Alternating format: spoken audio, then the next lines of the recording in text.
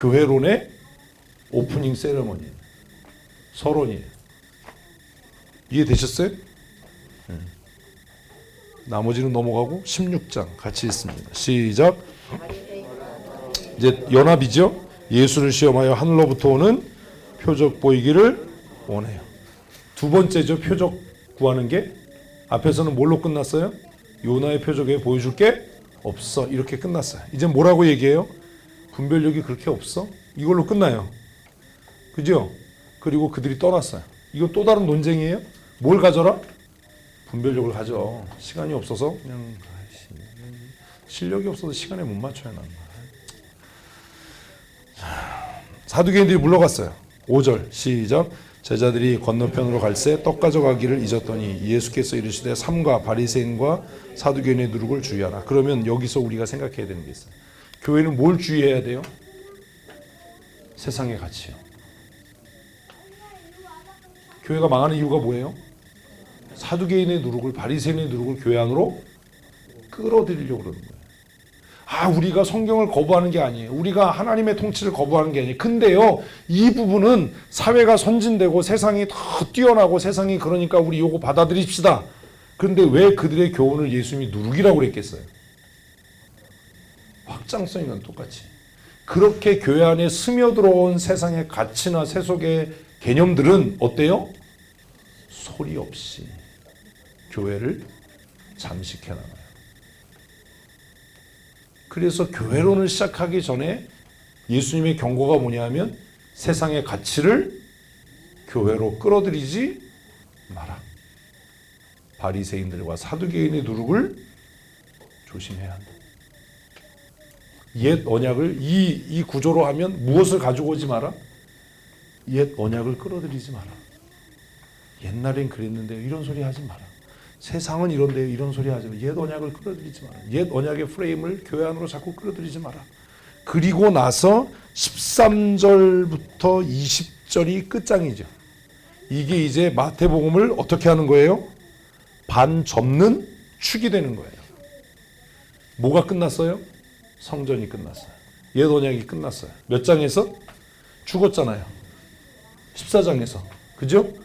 14장이 딱 반이죠. 이게 왜 반인지 몰라요. 14장이 반이죠. 그러니까 이게 왜 반이지? 나도 몰라요. 그래서 이게 축인 거예요. 14, 15, 16이. 딱 접히는 거예요. 반으로. 휙. 접혔어요. 접으면 아브라함이 꿈꿨던 열방의 복으로서의 꿈이 뭐예요? 온 천하에 다니며 복음을 전파하라. 다윗이 꿈꿨던 하나님의 나라, 하나님의 통치, 하나님의 성전의 완성이 뭐예요? 모든 족속을 제자로 삼아라. 딱 접으면 둘이 만나요. 이게 축이에요. 그래서 세례 요한이 죽고 나서 새 시대가 열렸어요. 그 새 시대는 어떻게 열려요? 믿음의 고백. 옛 시대는 뭐? 할례, 율법. 그래서 예수님이 제자들에게 묻는 거예요. 야, 사람들이 나한테 뭐라고 그래? 너는 나이를 뭐라고 그래? 그러니까 베드로가 미쳐가지고 미친 소리를 해요. 뭐라고 그래요? 네, 우리가 다 아는 대로. 굉장히 중요합니다. 16절 시몬 베드로가 대답하여 이르되 주는 그리스도시요. 자, 여기에서 벌써 두 가지가 나오죠. 뭐요? 당신은 나의 주님이십니다. 당신은 나의 그리스도이십니다. 당신은 살아계신 하나님의 아들이십니다. 세 가지가 나와요. 신앙 고백의 중심. 당신은 나의 주님이십니다. 당신은 나의 구원자이십니다. 당신은 하나님의 아들이십니다. 라는 고백을 해요. 자, 그 다음을 읽어보십시다. 시작. 예수께서 대답하여 이르시되 바요나 시몬아 내가 복이 있도다. 이를 내게 알게 하시는 혈육이 아니요 하늘에 계신 내 아버지시라. 우리를 구원하시는 분은 누구예요? 하나님 아버지예요. 또 시작. 또 내가 내게 이르노니 너는 베드로라. 내가 이 반석 위에 교회를 세우리니 음부의 원사가 이기지 못하리라. 그래서 마태복음 16장 16, 17, 18절은 외워야 돼요. 다 외우지 못하면 이 반석에 내가 교회를 세운다. 음부의 권세가 이기지 못한다. 이건 외우셔야 돼요. 자, 교회는 어때요? 음부의 권세가 이기지 못해요. 그 제가 얘기했잖아요. 교회는 절대로 망하지 않는다.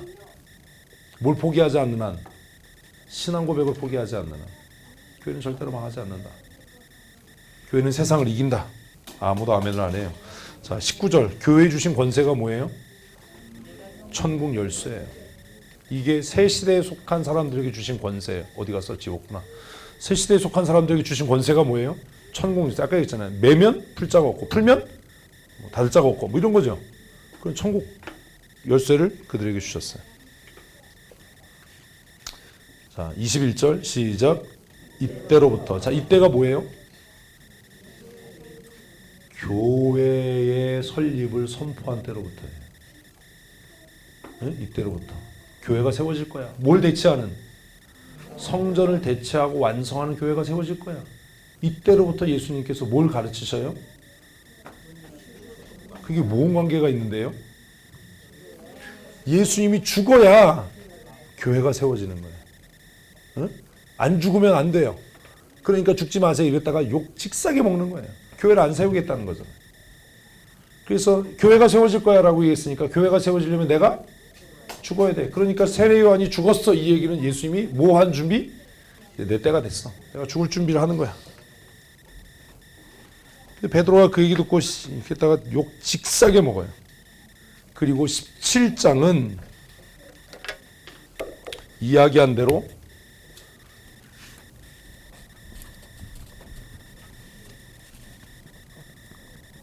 우리가 흔히 얘기할 때 뭐죠? 변화산이죠. 변화산은 뭐예요? 천국 예고편이에요. 천국 예고편. 변화산은. 네? 그 이거 무슨 얘기냐 하면 교회가 뭐예요? 이거 얘기했잖아 첫날. 하나님의 영광을 보는 거예요. 베드로와 야고보와 요한을 데리고 예수님께서 변화산에 올라가셨어요. 일주일 후에 갑자기 뿅 변했어. 제자들이 보니까 어때요? 너무 황홀한 거예요. 그래서 교회는 싸우면 안 돼요. 교회는 뭘 봐야 돼요? 하나님의 영광. 그랬잖아요 첫날. 내는 주의 영광을 보내. 예배가 뭐예요? 하나님의 임재를 경험하는 거예요. 하나님이 여기 계셔. 여기 계셨네. 여기 계셨네. 그 얘기를 구약에서 뭐라고 했어요? 이게 마태복음의 성경 퀴즈에 나와야 되는 거예요. 베델. 여기가 하나님의 집의 문이다. 하나님이 여기 계신 걸 내가 몰랐다. 그리고 이삭은 개뻥을 쳤어요. 내가 11조 생활하겠습니다. 이런 개뻥을 쳤는데 한 거 안 지켰어요. 그게 그 얘기예요. 어? 밥을 먹으러 가래요. 12시야. 그래서 이제 교회가 세워지기 위한 변화산의 예고편이 등장하는 거예요. 그래서 교회가 교회되려면 교회를 통해서 예배를 통해서 우리는 뭘 봐야 돼요? 하나님의 영광과 하나님의 임재를 봐야 돼요. 근데 하나님의 영광과 하나님의 임재를 보여주신 목적이 뭐예요? 가라는 거예요. 베드로는 그 하나님의 영광을 보고 뭐라고 얘기했어요? 여기가 좋습니다. 여기에 초막셋을 짓고 내가 초막지기로 평생을 살겠습니다. 하나는 주를 위하여 모세를 위하여 엘리야를 위하여 내가 초막셋을 짓겠습니다. 그랬더니 하나님 아버지가 뭐라고 그러냐면 입 닥치고 말이나 들어 이러죠. 어? 그 제가 첫날 그 노래까지 했잖아요. 저장님이 곧 위에 있어. 아직 맺혀 있는 그때 귀에 은은히 주의 음성 들리니 그 음성 청량하다. 주가 나와 함께. 내가 그 동산에 밤새도록 있고 싶은데 거친 세상에 할 일 많아서 날 가라 명하신다. 이 얘기예요. 정신 차려보니까 모세하고 엘리야는 없어지고 예수님만 있어요. 근데 예수님이 뭐라고 그래요? 내려가자는 거예요. 아 진짜 안 내려갔으면 좋겠는데 내려가자는 거예요. 우리는 물론 올라오는 게 싫어요. 교회 오는 게. 여러분 바뀌어야 돼요. 교회 오면 뭐라고 그래야 돼요? 여기가 좋사오니 목사님 안 가면 안 돼. 요즘엔 그렇죠. 에어컨이 있어서. 오병이에 그냥 누워가지고 여기가 좋사오니 여기서 다 모여서 잤으면 좋겠어요. 그렇죠 범죄 권사님? 말씀이 좋은 게 아니라 에어컨이 좋은 거예요. 시원해서.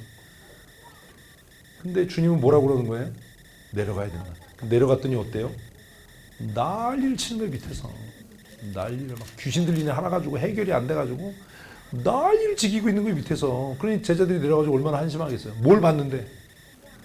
하나님의 영광을 봤는데 우리의 삶을 통해서 뭐가 안 나타나요? 능력이 안 나타나. 아, 뭐야? 우리가 갖는 괴리예요. 신앙생활하면서 겪는 고통이 이거예요. 주일에 오면 내가 뭐 같아요?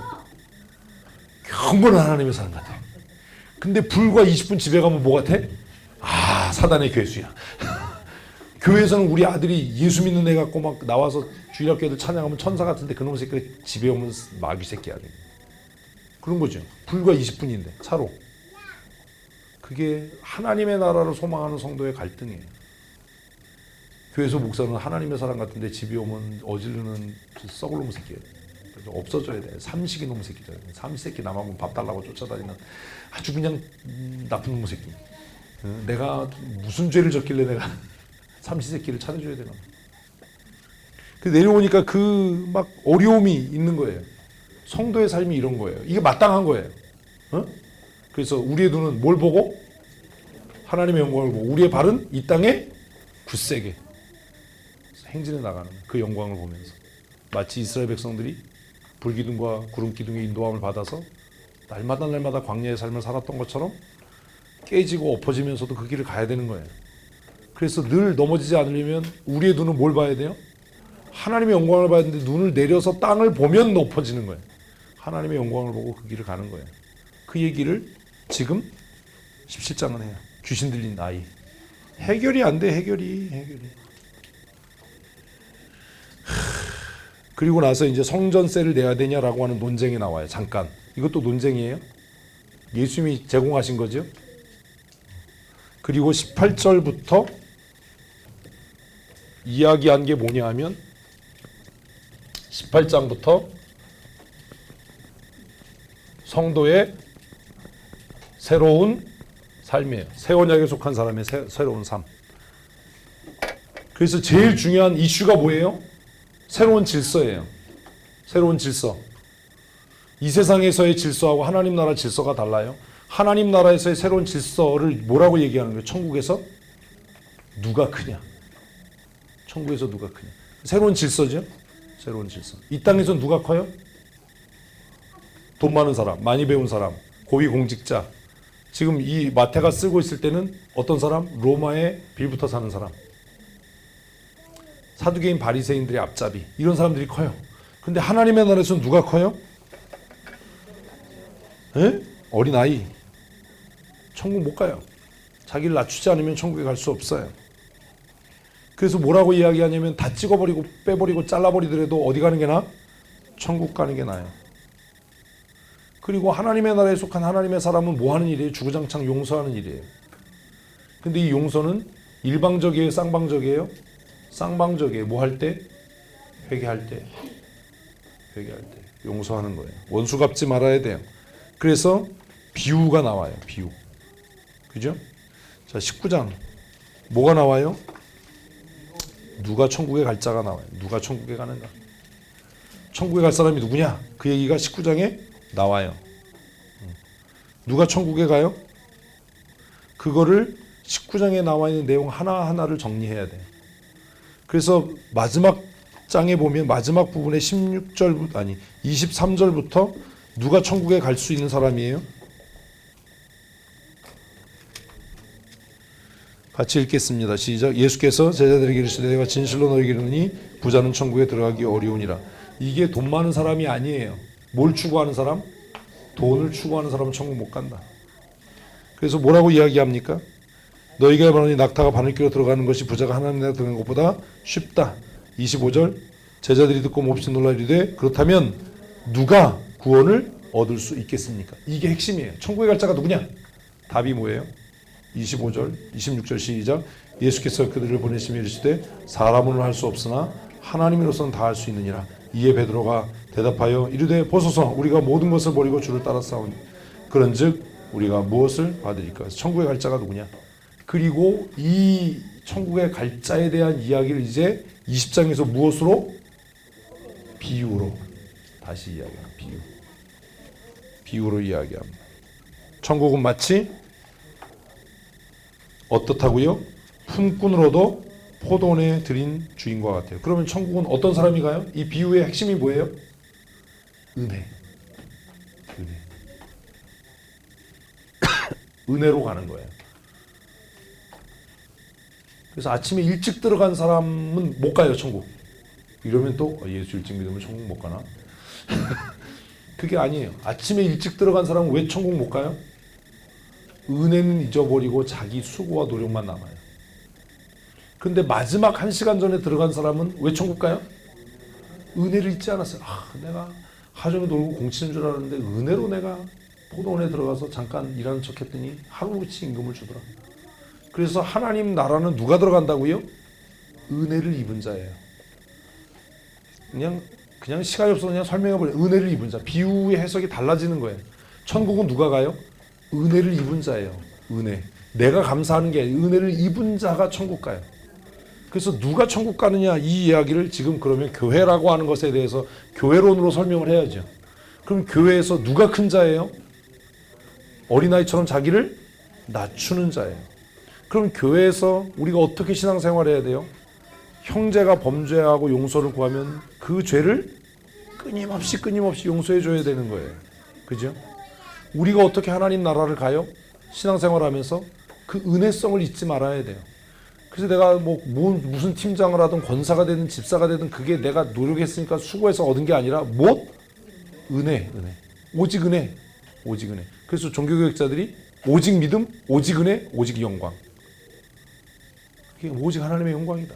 오직 믿음이다. 라고 얘기했거든요. 오직 은혜. 자, 그러면 이제 교회가 다 선포가 됐지요. 그럼 이제 어디로 가야 돼요? 성전 부시러 가야죠. 눈에 보이는 성전. 그래서 21장부터 어디로 가는 거예요? 예루살렘으로 가시는 거예요. 예루살렘. 그래서 예루살렘으로 가시면서 예수님께서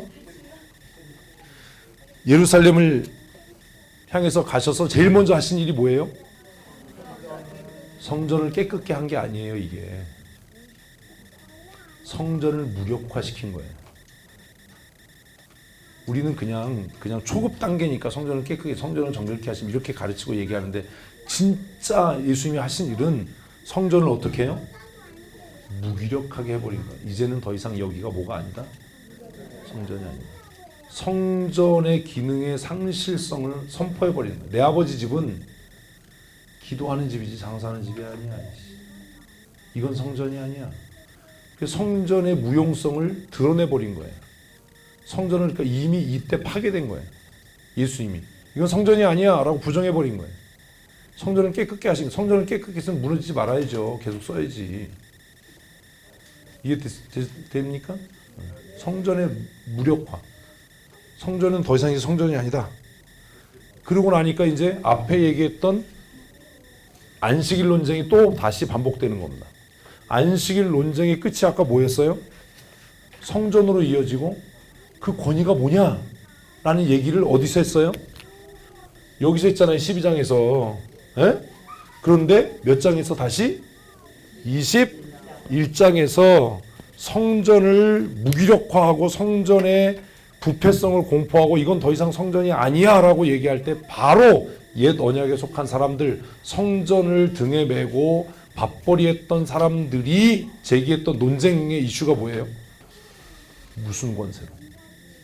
네가 뭔데?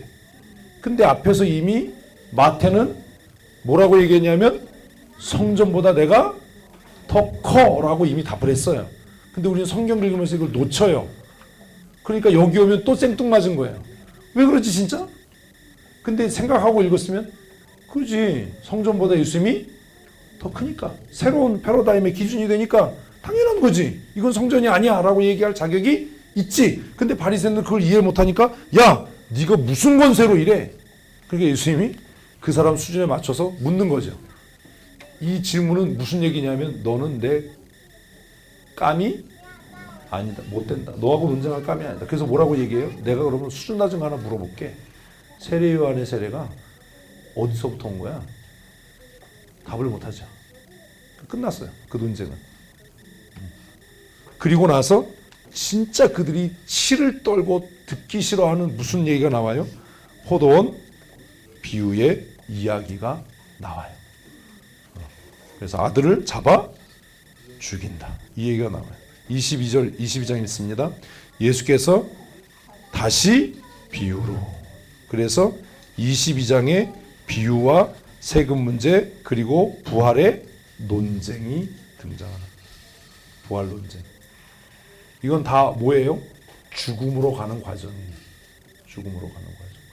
그리고 가장 큰 계명이 뭐냐라고 이야기를 하죠. 23장은 굉장히 중요합니다. 23장. 밥을 조금 늦게 드십시다. 밥만 먹고 뭐 배만 나오니까. 수련회가 너무 좋아요. 밥 공짜로 주죠. 설거지 다 해주죠. 청소도 안 하고 집에 가버리면 아줌마가 다 또 알아서 하죠. 1년 365일 수련회면 얼마나 좋을까. 1년 365일 수련회가 좋으신 분들은 갈 데가 한 군데 있어요. 서울구치소 가면 다 해줘요. 괜히 해본 소리예요. 23장 시작.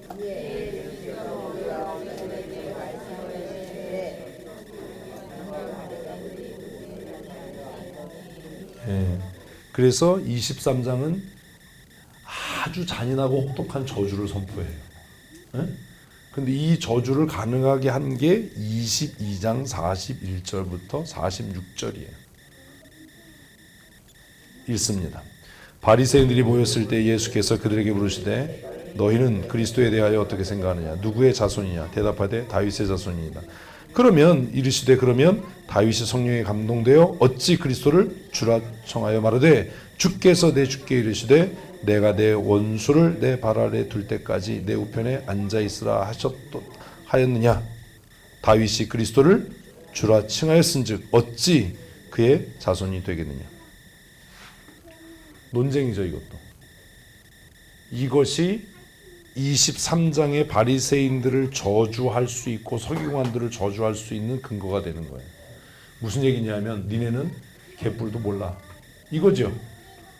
어? 앞에 나와 있는 22장의 마지막 단락이 뭘 증명하냐면 그들의 무지, 그들의 믿음 없음, 옛 어장에 속해서 새 언약을 바라보지 못하는 그 어두움.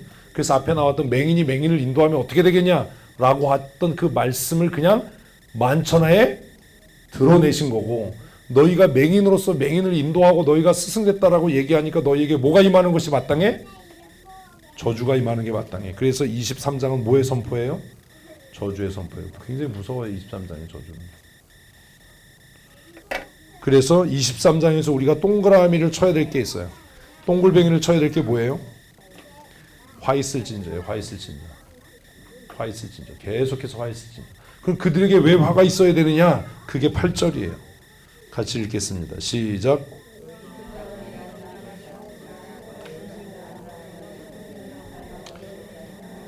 이 얘기를 이해를 잘못해가지고 교회에서 목사님 다 형제라고 그랬는데 그냥 입을 꼬매야 돼요. 이 얘기는 무슨 얘기예요? 그 얘기가 아니에요. 교회에서 뭐 다 형제야, 무슨 뭐 다 자매야, 이 소리가 아니에요. 뭔 얘기예요?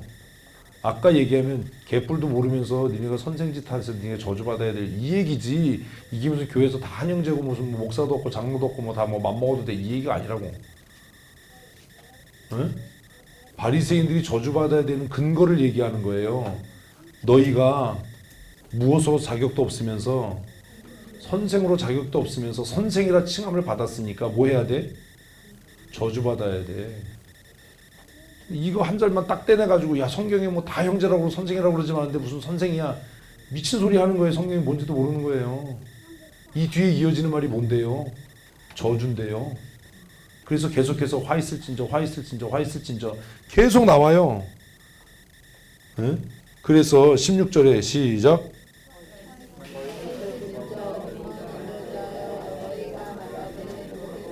네. 개뿔도 모르는 거 아니냐? 성전이 무슨 의미가 있냐? 성전보다 큰 이가 여기 있는데. 그래서 화 있을진저가 몇 번 나와요? 쉬었어요? 다 몇 번 나와요? 답은 무지 많이 나와요.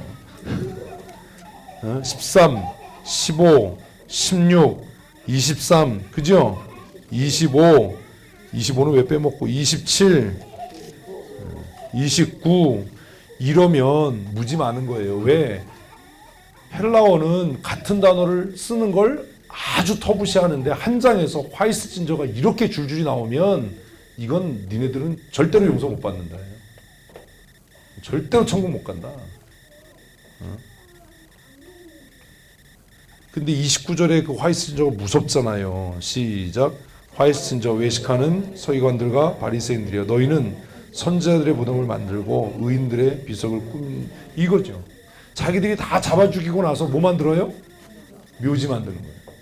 우리가 경건해 이런. 근데 절대 용서 못 받아. 그래서 37절 시작. 예루살렘아 예루살렘아 선지자들을 죽이고 내게 파송된 자들을 돌로 치는 자여 암탉이 그 새끼를 날개 아래 모음같이 내가 내 자녀를 모으려 한 일이 몇 번이더냐. 그러나 너희가 원치 아니하였도다. 그래서 37절은 24장 37절 아이고 미쳤어. 23장 37절은 뭐의 서문이에요? 24장의 서문이에요. 24장은 뭐예요? 성전 파괴에 대한 선포예요. 예언이 아니에요. 선포예요. 성전 파괴에 대한 선포에 대한 정당성을 밝히는 게 23장 37절. 이러니까 무너져야 돼. 더 있으면 안 돼. 근데 이것이 오히려 선포된 건 아까 우리가 흔히 교회에서 이야기했던 성전을 깨끗게 하심이라고 하는 사건이에요. 그러니까 성전을 깨끗하게 한 게 아니라 이래서 성전은 무너져야 돼. 그 얘기를 한 거예요. 그래서 그 앞에서 그렇게 얘기하고 이제 23장 37절에서 성전은 반드시 무너져야 된다. 근데 성전 무너지는 게 나도 마음이 아프다. 근데 어쩔 수 없다. 그리고 나서 24장에서 성전 파괴에 대한 이야기를 합니다. 근데 24장에서 성전 파괴에 대한 이야기를 할 때 제자들은 아까 마태는 유대인이고 유대적인 종말관을 갖고 있었다고 그랬잖아요. 그러니까 유대인으로서 유대적인 종말관을 갖고 있던 마태에게 성전이 무너진다는 건 뭘 얘기하죠? 세상이 끝난다.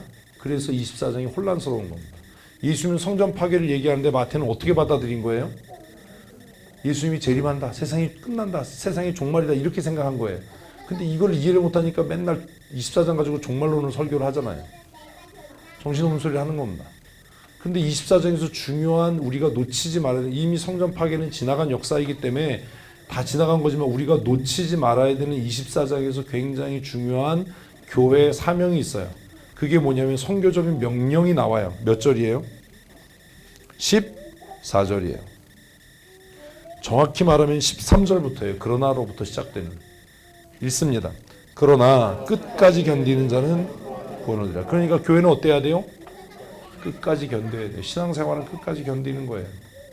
그리고 그 다음 시작.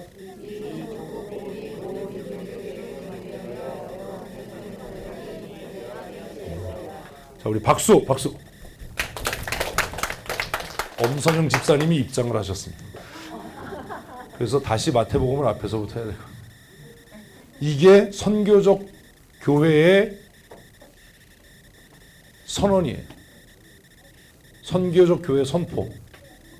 어떻게 돼야? 세상에 끝까지 복음이 전파돼야. 그러면 이 세상 끝까지 복음을 전파돼야 되는 사명이 누구에게 위임된 거예요? 교회에 위임된 거죠. 그래서 교회가 선교한다는 것은, 전도한다는 것은 교회를 부흥시키기 위한 전략이나 교회에 모이는 숫자를 늘리기 위한 것이 아니라 무엇을 위한? 하나님의 나라가 이 땅에 임하고 완성되는 대위임의 명령을 실천하는 과정이에요. 그러니까 이게 선교적 교회의 사명의 선언문이에요. 땅 끝까지 복음이 증거돼야 그제야 끝이 온다. 끝이 온다. 근데 우리가 지향하는 선교는 도시 지향적입니까? 땅 끝 지향적입니까? 고민을 해야 되는 거죠. 그러니까 마지막 시대라고 우리가 이야기한다면 우리의 선교의 지향점은 어때야 돼요? 땅 끝이어야 돼요. 땅 끝. 그리고 그 선교는 무엇과 연관돼요? 종말론과 연결돼요. 그 선교적 교회는 종말관이 선명해야 돼요. 그 종말관이라는 게 뭐냐면 내가 죽으면 천국 가냐 지옥 가냐 이게 종말관이에요.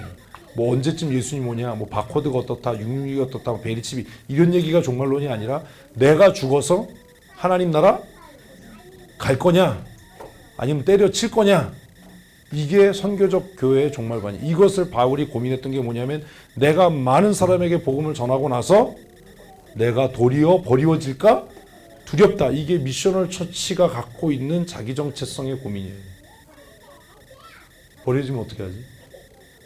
그 고민. 그것이 정말 뜻하지 않게 24장의 성전 파괴에 대한 선포에서 우리가 만나게 되는 또 다른 선언입니다. 그런데 땅끝 전도라고 하는 게 뭐냐? 32절에 뭘 배워라? 비유를 배워라. 비유가 뭐예요? 때를 인식하라는 거죠. 그죠? 그리고 나서 24장에서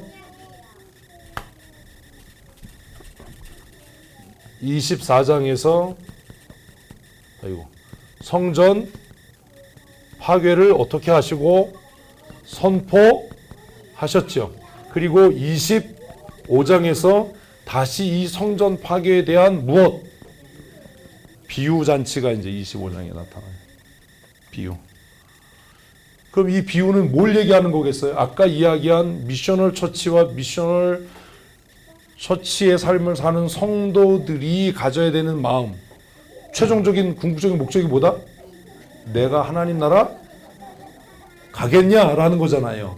그래서 25장의 비유는 거기에 초점 맞춰져 있어요. 내가 어떤 일을 하느냐가 아니에요. 그래서 첫 번째 비유가 뭐예요? 준비된 자만 천국 간다. 이게 뭐 지혜 없고 미련하고 이런 얘기 아니에요. 뭐가 떨어지지 않도록? 기름이 떨어지지 않도록. 그래서 이걸 뭐 설명해서 성령이 뭐 떨어지지 않도록 별소리 하는데 그런 얘기가 아니고, 믿음을 어떻게 해라? 아까 얘기했죠. 끝까지 지키는 자는 천국에 간다.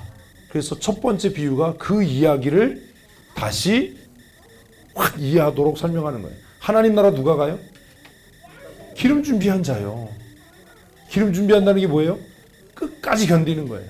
끝까지 견디는 것. 그래서 첫 번째 비유에서 무슨 뭐 열처녀 비유 뭐 이런 게 아니라 그냥 하나 뭐 해라? 끝까지 견뎌. 준비하고 있어. 그 얘기예요. 그 다음에 두 번째 뭐예요? 달란트예요. 달란트. 근데 버티기만 하면 되냐? 아니다. 뭐 해야 된다? 남겨야 된다. 남겨야 된다. 남겨야 되는 거예요. 그냥 버티기만 있으면 안 돼. 밥만 축내면 안 돼요. 남겨야 되는 거예요.